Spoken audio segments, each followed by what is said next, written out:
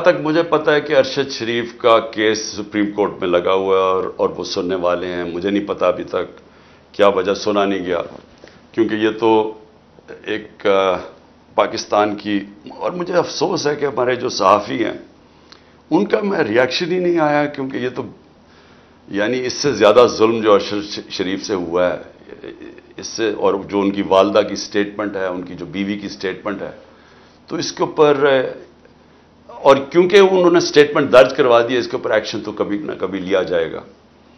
دوسرا جو عمران ریاض ہے، دیکھیں عمران ریاض سے بھی مجھے بہت فکر ہے اس کی.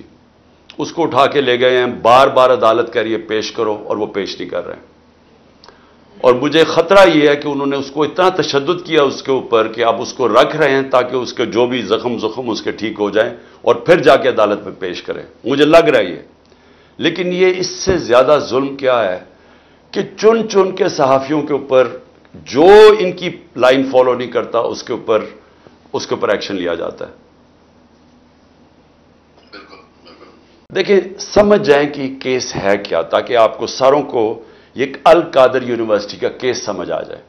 میں چاہتا ہوں سارے سوشل میڈیا والے سمجھ جاؤ یہ کیس کیا ہے. کیس یہ ہے کہ میں نے فیصلہ کیا تھا کہ میں سیرت النبی کے اوپر اس ملک کی فیوچر لیڈرشپ ڈیولپ کرنے کے لیے وہاں ریسرچ کروائیں، ایک یونیورسٹی بنائیں القادر کی، ساتھ اس میں ماڈرن ٹیکنالوجیز، اس میں آرٹیفیشل انٹیلیجنس وغیرہ وہ بھی ہم پڑھائیں. لیکن اس کا مقصد یہ تھا، کیونکہ وہ دنیا کی تاریخ کے سب سے بڑے لیڈر تھے، فیوچر لیڈرز پروڈیوس کریں پاکستان میں، ان کی سیرت کے اوپر، ان کی کوالٹیز کے اوپر. کہ کبھی ہم نے اس کے اوپر کوشش نہیں کی اپنے لوگوں کو. ہم دینی باتیں کرتے رہتے ہیں، ان کی دینی سائڈ، لیکن ان کی زندگی، ان کی جو سنت ہے اس کو عمل میں لانے کی کوشش نہیں کرتے. تو یہ مقصد تھا اس یونیورسٹی کا. اس کے لیے ملک ریاض نے کہا میں اسپانسر کرتا ہوں اس کو. یہ یاد رکھیں اپ ڈیٹس، دسمبر 2018 میں یہ ساری اس کی زمین خریدی گئی. مئی کے اندر میں نے اس کی اوپننگ کی، اس کی گراؤنڈ بریکنگ کی، مئی 2019 میں. یہ ڈیٹس یاد رکھیں. اس کے ٹرسٹ ڈیڈ میں واضح لکھا ہوا ہے کہ جو ٹرسٹیز ہیں، جو میں ہوں اور جو بشرا بیگم کیوں؟ کیونکہ ان کی بڑا اسٹڈی ہے سیرت نبی پہ، ان کا انٹرسٹ ہے. تو عموماً ٹرسٹیز وہ ہوتے ہیں جن کو کسی چیز میں ٹرسٹ ہوتا ہے. مثلا بچے کئیوں کے ڈسیبلڈ ہوتے ہیں، وہ ڈسیبلڈ انسٹیٹیوشنز میں انٹرسٹڈ ہو جاتے ہیں، یعنی خیراتی ادارے ایسے چلتے ہیں. تو وہ ٹرسٹی بن گئے.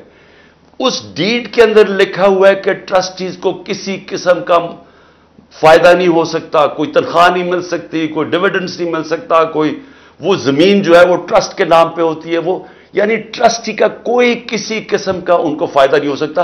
اس ٹرسٹ ڈیڈ کے اندر لکھا ہوا ہے. اب اس کے بعد دسمبر کے اندر ایک اگریمنٹ ہوتی ہے. اب یہ ذرا غور سے سنیں. یہ مئی میں اس کی اوپننگ ہو جاتی ہے، بلڈنگ بننی شروع ہو جاتی ہے. جو بھی پیسہ آتا ہے وہ سارا بلڈنگ میں سب اکاؤنٹڈ ہے. وہ ٹرسٹ چلا رہا ہے، وہ ٹرسٹ کے اکاؤنٹس ہیں، آڈٹ ہیں، سب کچھ اویلیبل ہے نیب کے پاس. اب ہوتا کیا ہے کہ دسمبر کے اندر ایک اگریمنٹ سائن ہوتی ہے ملک ریاض کی اور انگلینڈ کا، جس کو NCA کہتے ہیں، ان کا ایک ادارہ ہوتا ہے انگلینڈ کے اندر، اس کے بیچ میں اگریمنٹ سائن ہوتی ہے. انہوں نے ملک ریاض کے اکاؤنٹس فریز کیے ہوتے ہیں کہ سسپیکٹڈ ٹرانزیکشن ہے، یعنی ہم سسپیشس ٹرانزیکشن ہیں. ادھر انہوں نے اکاؤنٹ فریز کیے ہوتے ہیں. ملک ریاض اور NCA فیصلہ کرتی آپس میں سیکرٹ اگریمنٹ میں کہ یہ جو پیسے ہیں 190 ملین پاؤنڈز ہوتے ہیں، اس میں 190 ملین پاؤنڈز، وہ میں جو سپریم کورٹ کا جو اکاؤنٹ تھا جس میں ملک ریاض نے پیسے دینے تھے، سپریم کورٹ نے کہا تھا فائن دو، وہ اس میں وہ کہتا ہے کہ میں اس میں ڈپازٹ کرتا ہوں. کیبنٹ کے سامنے 3 دسمبر کو، یعنی اب یہ ٹرسٹ شروع ہوا ہے، 3 دسمبر کو اگریمنٹ آتی ہے کہ جی کیا آپ یہ کانفیڈینشیل، اگر ملک ریاض اور NCA کے کانفیڈینشیل اگریمنٹ کو مانتے ہیں تو یہ 190 ملین پاؤنڈز پاکستان کے اندر آ جائے گا سپریم کورٹ کے اکاؤنٹ میں. لیکن اگر آپ یہ نہیں مانتے اور آپ چاہتے ہیں کہ اس کو کنٹیسٹ کرنا ہے تو پھر آپ کو انگلینڈ کے اندر اس کے اوپر کیس کرنا پڑے گا.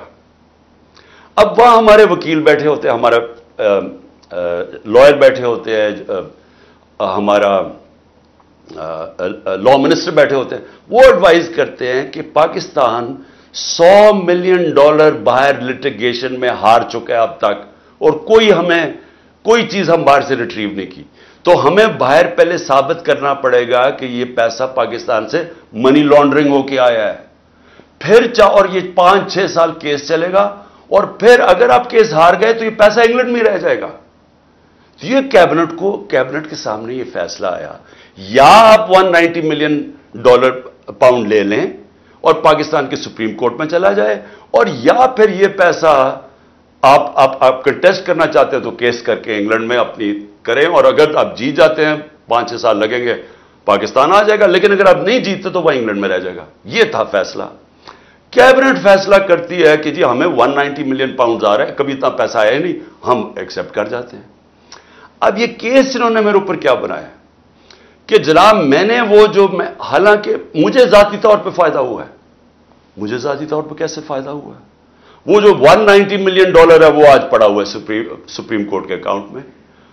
اگر وہ سمجھتی ہے نیب کے برا, یہ گورنمنٹ سمجھتی ہے کہ وہ ٹھیک بات میں نہیں آیا, وہ دوسری طرح آج آپ جا کے ریٹ کر دیں, آپ نیب ریٹ کر دیں سپریم کورٹ میں کہ یہ پیسہ دوسری مد میں لے آئے, وہ پیسہ تو پاکستان آ گیا نا. اور مجھے اس سے کیا فائدہ ہوا ہے؟ اور دوسری طرف کہ القادر یونیورسٹی سے مجھے کوئی فائدہ ہوا ہے؟